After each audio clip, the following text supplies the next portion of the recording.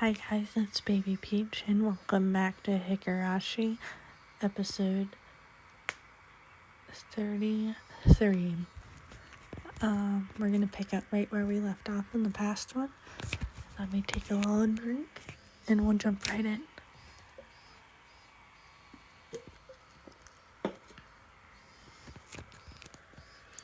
The smoking room was filled with a cloud of cigarette smoke.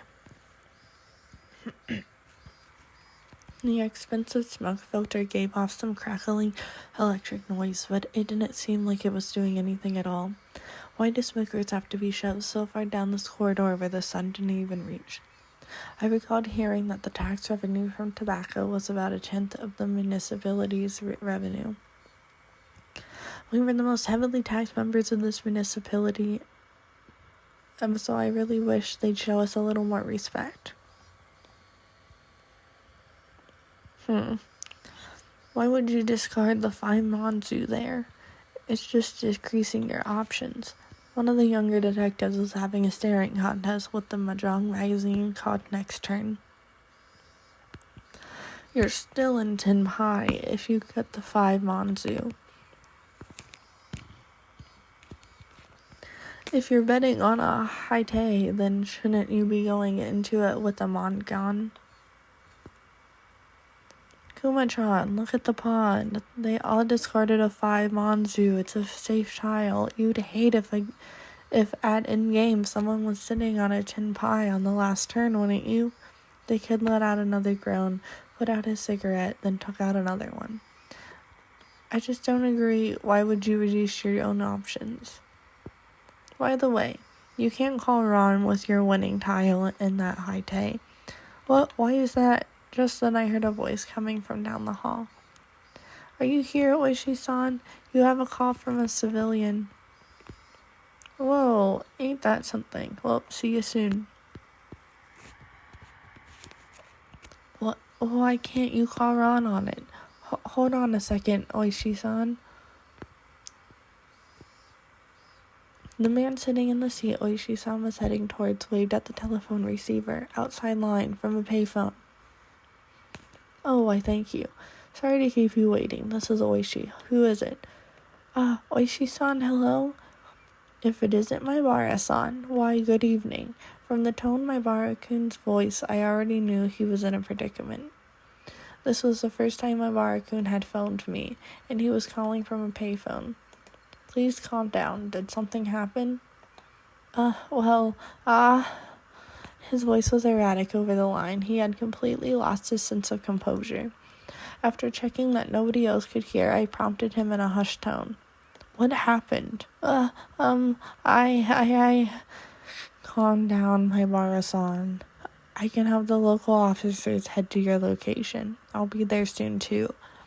I think that's impossible. His voice was quivering and hoarse.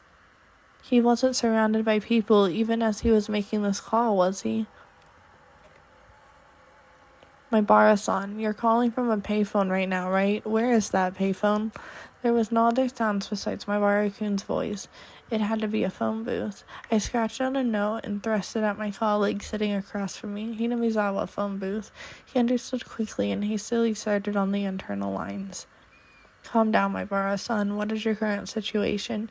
It usually wasn't a good idea to tell someone panicking to do so, but this was not a usual case. Maibara-kun didn't get in trouble, get away, and then call me. He was in the midst of something dangerous right now, but yelling at Maibara-kun right now would just needlessly cause him to be even more frantic. Maibara-kun wasn't just calling to seek help. He was trying to tell us something more than that. And whatever that was, if I didn't get it from this call, I was certain there would never be another chance. My colleagues pushed a note in front of me. There's only one phone booth in Hinamizawa. A patrol car is on the way. 5 minutes. That's too long. How many officers are in there? Shoo. Not enough. If it was what I imagined, there was certainly quite a few people surrounding Maibara-kun. 5 minutes was too long. Did you call the officer stationed in Hinamizawa? He's scheduled to be on patrol. They're currently out, and it'll be impossible to contact them. God damn, Kuma-chan, bring the car around. Understood. Hello? Oishi-san? Hello? It's alright. I can hear you loud and clear. There was something wrong with my barracoon. That wasn't a normal coughing sound. Vomiting? Or was it blood? Had he already been attacked? Was he injured?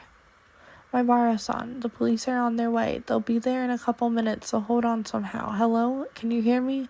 My Bara-san. I could hear on the other end of the line that he was having a coughing fit. The worst possible situation popped into my head. My Bara-san, who is the culprit? How many are there? I thought at first the culprit was human. I couldn't tell if that was a cough or vomiting. Are you alright, my Bara-san? I thought that the culprit was a person and not Oyashiro-sama's curse up until right now, but I guess in the end it was an intense bout of coughing, then vomiting, but I guess Oyashiro-sama does exist. No, he's here. My Bara-san, please just calm down. I had been thinking it was strange for a while now. It's been following me this whole time. I run and run and run and run, but it just sticks to me like my shadow, but slowly, so slowly, it's digging itself into my back. My Bara-san, are they right now, perhaps? Right behind you? Behind me? Right behind me. Please, my Bara-san, I can tell you're scared, but please, who is it that's right behind you? I can't just look behind me. If I do, I understand that you're scared, but please tell me. You just need to turn around a bit. Who is it? Who is behind you, my Bara-san? Right after I said that, I could hear him vomiting intensely. What followed was a nightmarish sound. My Bara-san, and couldn't it be that you're clawing out your own throat? There was no answer, but I could hear something like scratching. There was a bang, as if something was being hit. My barracoon had probably dropped the receiver. I could hear groaning and vomiting over the other end and a repeated abnormal noise. Hello? My Bara-san, hello? I knew how far away my voice would sound on the other end, but I couldn't help but shout. At that moment, I heard whispering coming from the other end. I couldn't tell what he was saying. From the way he was saying it, was he talking to himself, or was he talking to someone there? Hello, my Bara-san? Rather than whispering, it was some kind of mantra he was chanting over and over. I focused my senses on trying to pick up what he was saying. What was he repeating? What exactly? Beep. Suddenly the line went dead. Did he use up his time? It was because it was a payphone.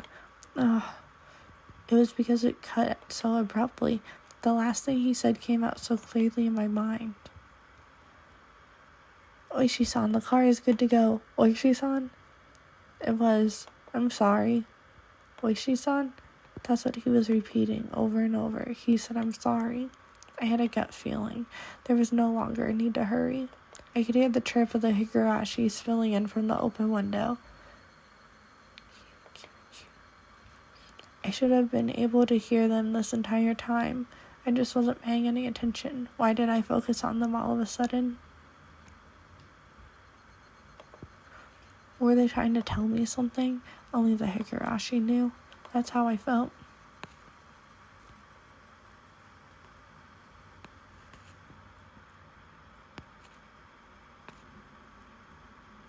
July 1983.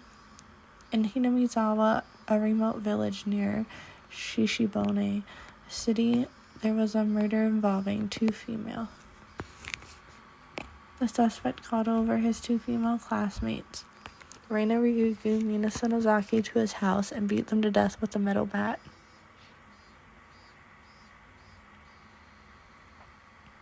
The scene of the crime was the suspect's room on the 2nd floor of his house.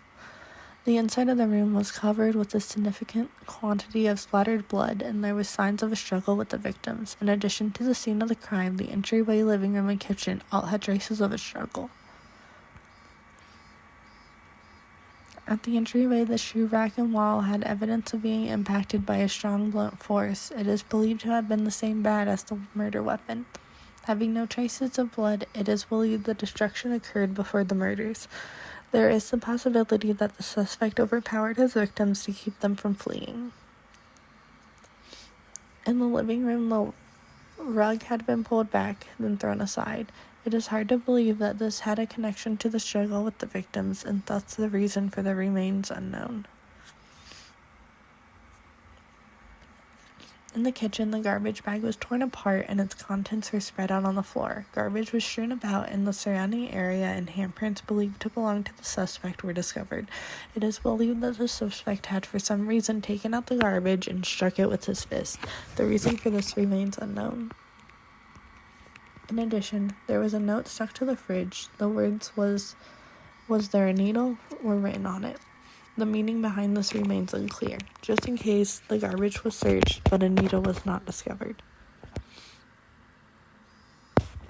Though the garage door was functional, it had been left open ever since the suspect moved in. The garage door was found closed. The suspect's fingerprints were discovered on the garage door. The reason behind this remains unknown. The suspect fled the scene of the crime. However, a patrolling officer, Higurashi local PD, found the suspect collapsed inside a phone booth. At the time of discovery, the suspect was unconscious in critical condition. He was rushed to the local hospital for treatment, but did not regain consciousness and died 24 hours later. The results of the autopsy indicate the immediate cause of death to have been hypovolemic shock. It was determined that the suspect had clawed at his own throat with his fingernails, and resulting bleeding caused his death. With the similarity to his death at Tomotake's-san the prior week, the police believed there to be a connection and have opened an investigation. However, due to the wishes of local authorities, it was a confidential investigation. Due to the abnormal nature of the death, it was suspected that drugs were involved, but as with Tomotake's, no drugs were found. What prompted all the remains inexplicable. As such, this case is being treated as an act committed on impulse. However, with several accounts of the suspect's bizarre behavior leading to the incident. Separated from this group of friends, isolation, inexplicable behavior. Several days before the incident, the suspect began carrying around a metal bat. The suspect was observed displaying an aggressive behavior as well as talking to himself at school. His classmates actually 2 days before the incident, the suspect declared to his parents the possibility of his death. Due to these circumstances, the police had begun an investigation on the possibility that the crime was not committed on impulse. Afterwards, a note was found in the suspect's room that he had written himself. The note was written on 2 sheets from a B5 college roll notebook that had been torn in half, and as if trying to conceal it, had been stuck behind the clock. The contents are as written in the appendix. The police believe it to be strongly related to the incident. The police changed their line of investigation based on the possibility that the suspect was involved in some sort of incident himself. However, no further clues are found, casting both doubt on credibility of the note. Was the crime impulsive or premeditated? Was the situation unclear? No further developments. The case has been labeled unknown. However, the following year, suspicion arose regarding the nature of the note. The note was not written on 2 halves of B5 paper from 2 separate sheets, but was originally a single sheet of B5 paper. In order to erase several lines from the middle, someone had torn them out. Judging from the size of the letters, the missing section is estimated to be 2 to 3 lines. It is highly probable that the person who eliminated the lines in question is not the suspect. In addition, judging from the traces of large quantities of cellophane tape had been stuck to the back of the clock, speculation that someone other than the note stuck there. The person who discovered the crime was the detective rumored to have a connection with the incident, Higurashi. He had underwent voluntarily questioning but denies involvement. The suspect's note. I, Keiichi Maibara, am in fear of my life. I do not know why they are after my life. The only thing I do know is that it has to do with Oyashiro-sama's curse. Rain and Mion are conspirators of the perpetrators. There are 4 or 5 adults, maybe more. They have a white van. This is all on the first sheet. Everything below has been ripped out.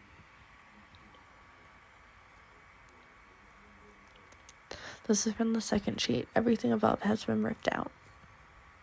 I have no idea why it has become like this. If you are reading this, then I am probably already dead, though the only difference may be the presence or lack of a body. You who are reading this, please uncover the truth. That is my only desire. Keiichi Maibara.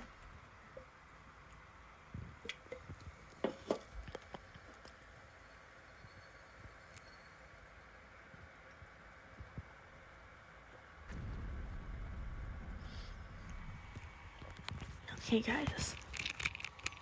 That last bit went a bit quick, so make sure you sub onto my YouTube channel, Baby Peach Anime, to see the full police report at the end, so you can pause and read along.